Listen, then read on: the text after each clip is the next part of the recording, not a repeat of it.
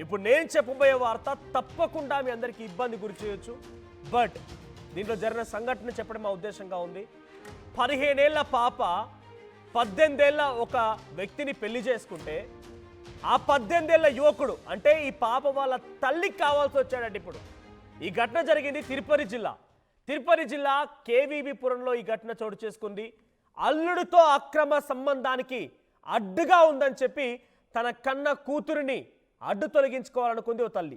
ఇక్కడ ట్విస్ట్ ఏంటంటే 15 ఏళ్ల పాప 18 ఏళ్ల ఒక యువకుడిని పెళ్లి చేసుకుంది. యువకుడు అనగానే ఒక పిల్లగాడే.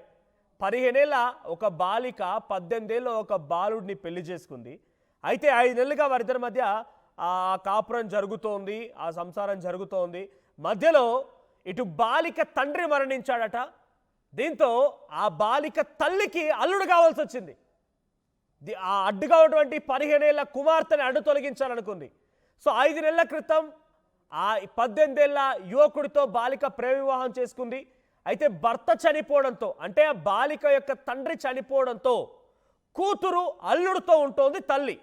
కొన్నాళ్ళుగా అల్లుడితో వివాహేతర సంబంధం కూడా ఉందట. ఈ 15 ఏళ్ల అమ్మాయిని పెళ్లి చేసుకోవడమే నీచ నికృష్టం పరమ దరిద్రం అంటే, మైనర్ అమ్మాయిని పెళ్లి చేసుకోవడమే తప్పుడు చర్య అంటే అది చాలదన్నట్టుగా ఆ బాలిక తల్లి కూడా వచ్చి అల్లుడితో ఆ 18 ఏళ్ల ఆ అబ్బాయితో వివాహేతర సంబంధం పెట్టుకుందట. ఇక అక్కడితో చాలదన్నట్టు ఇంకా దరిద్రానికి దారితీసి ఆ ఏకంగా అత్తకు తాళి కట్టబోయాడట అల్లుడు. అత్త మెడలో తాళి కట్టేందుకు ప్రయత్నం చేశాడట.